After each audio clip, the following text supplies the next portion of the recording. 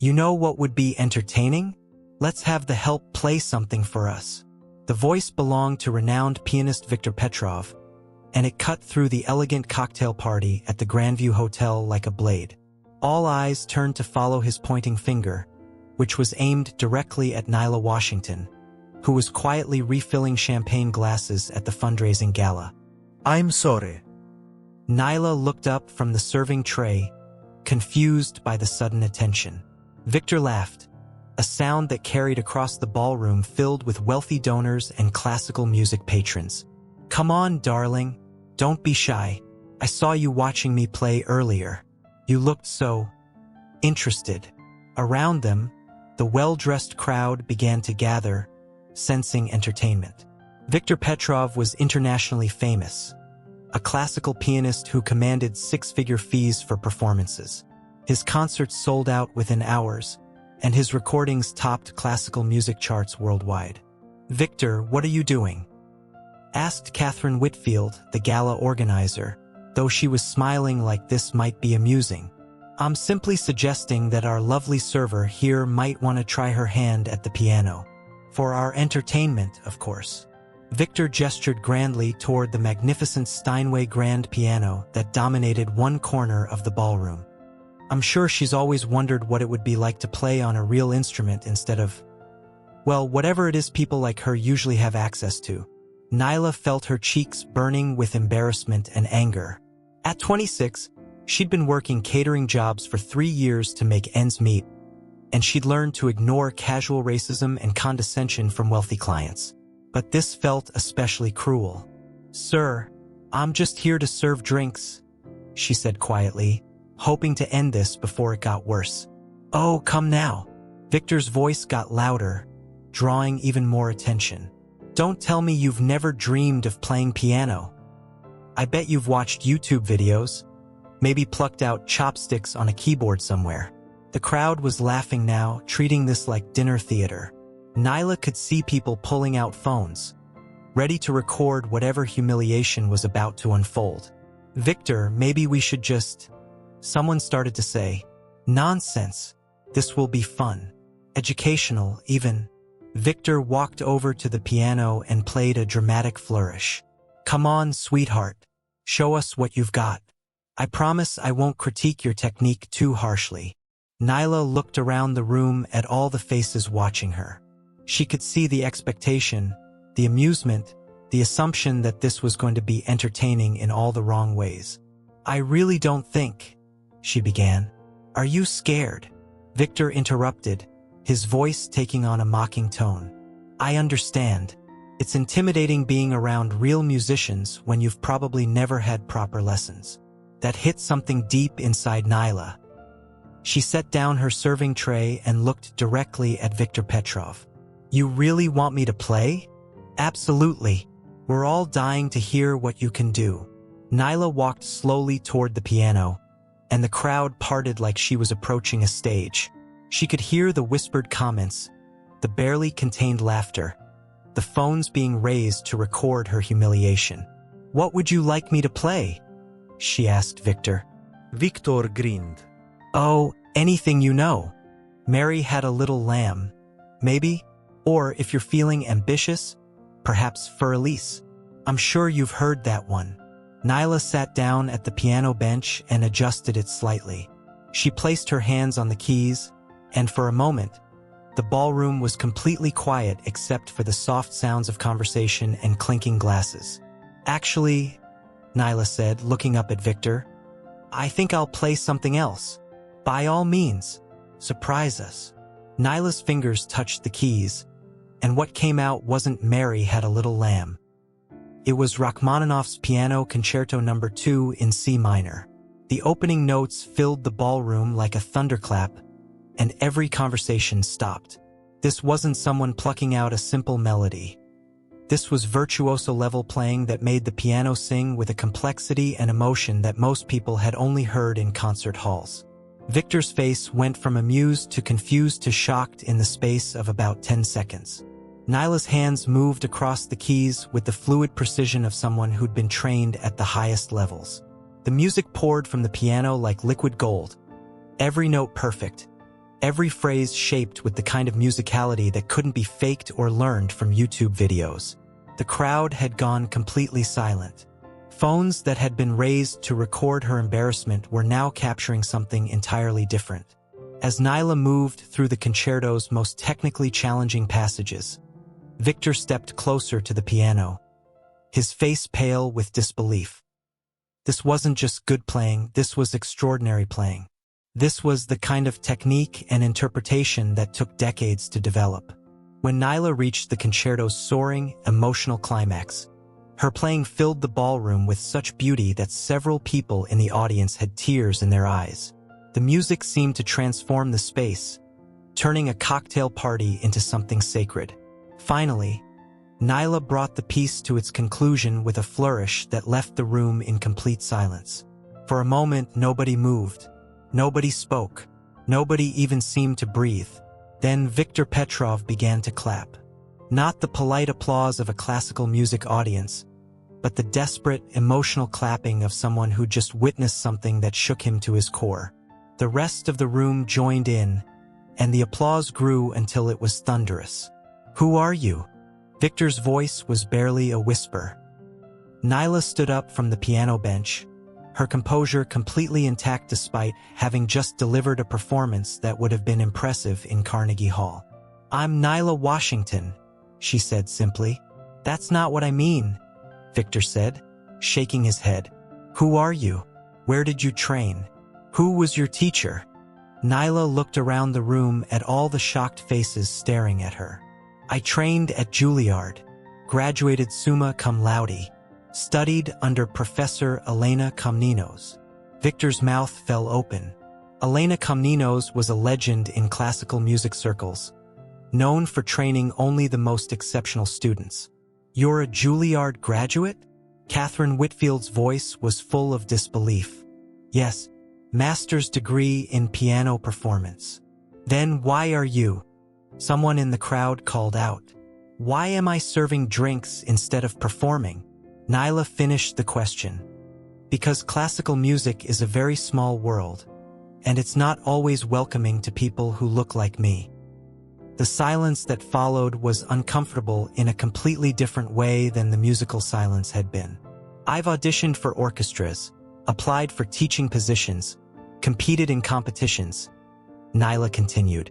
"But somehow, there's always someone more suitable for the position."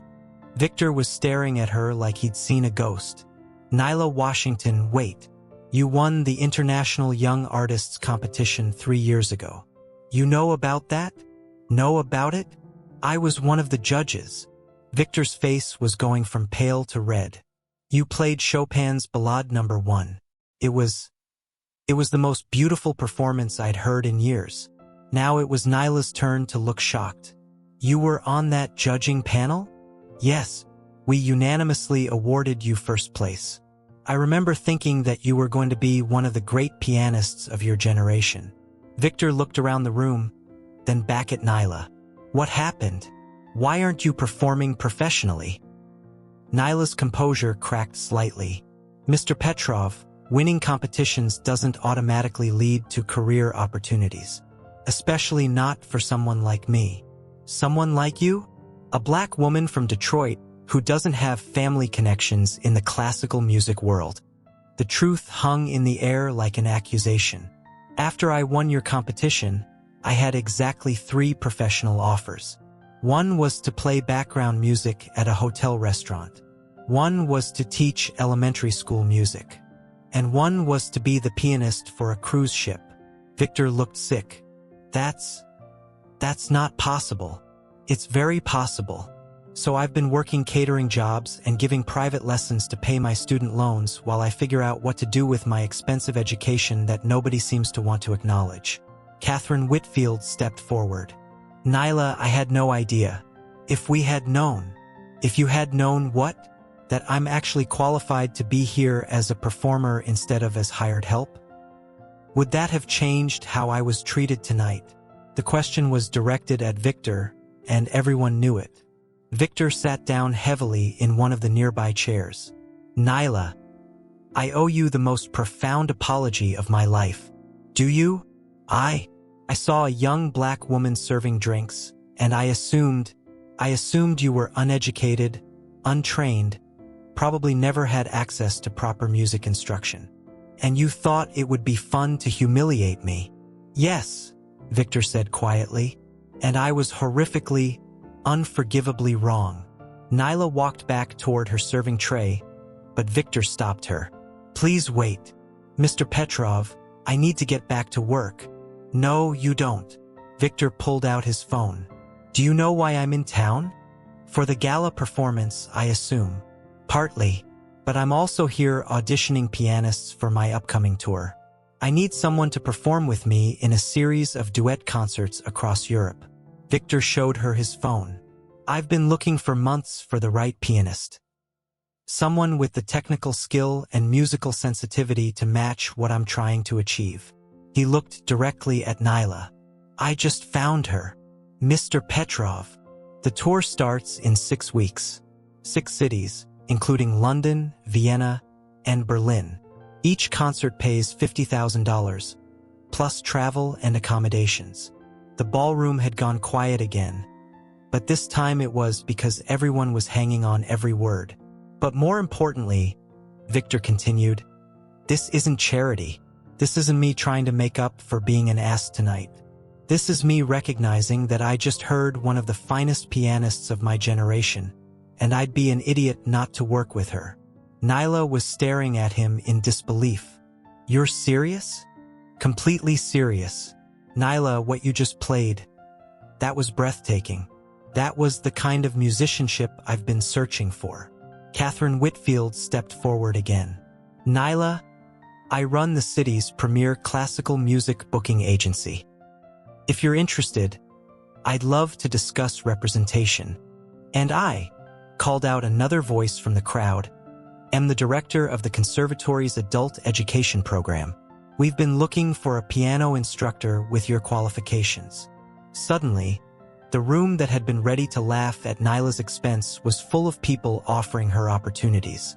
But Victor wasn't done. Nyla, there's something else I need to tell you. What? 3 years ago, when you won the International Young Artists Competition, I recommended you to several of my colleagues for professional opportunities. Nyla's eyes widened. What happened to those recommendations? Victor looked ashamed. I don't know. I assumed you weren't interested or had decided to pursue a different path. It never occurred to me that the opportunities weren't actually offered to me. Yes, and I should have followed up. I should have made sure that a talent like yours wasn't lost to the classical music world.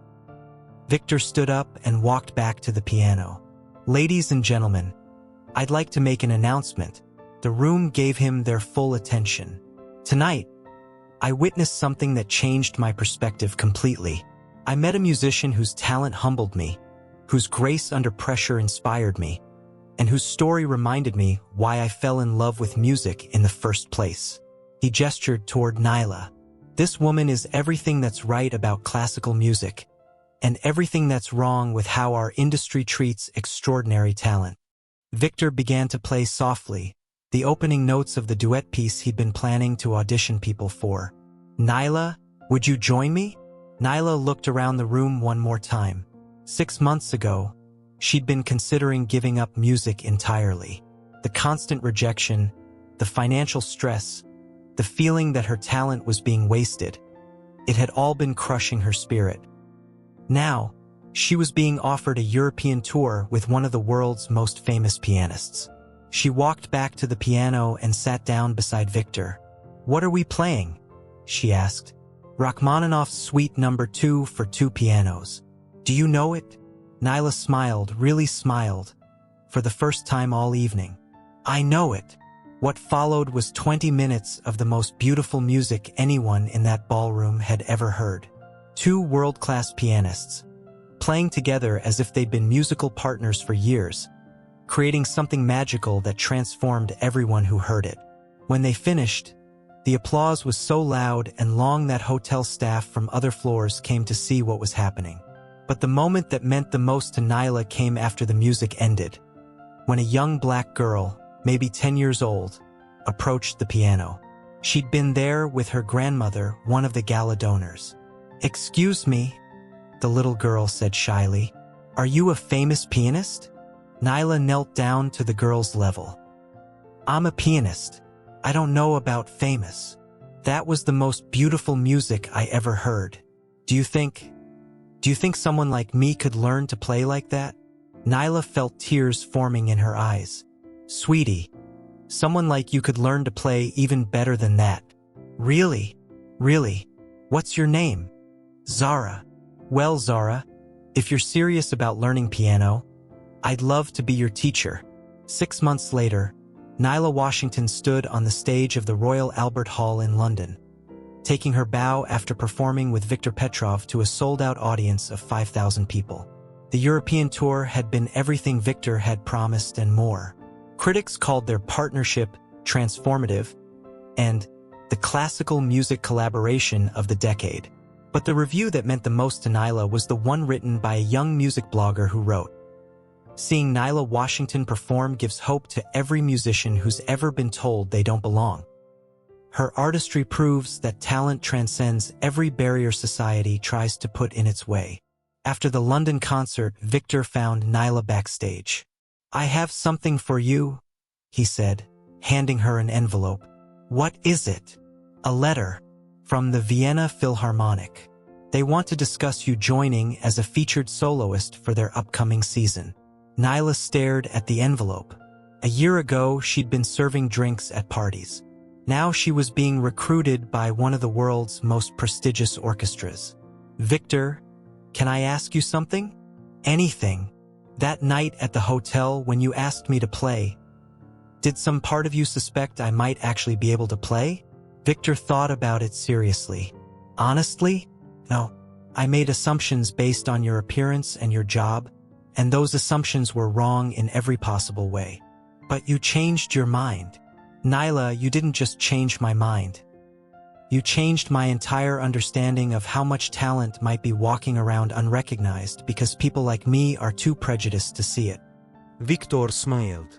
"I started a scholarship program, for young musicians from underrepresented communities.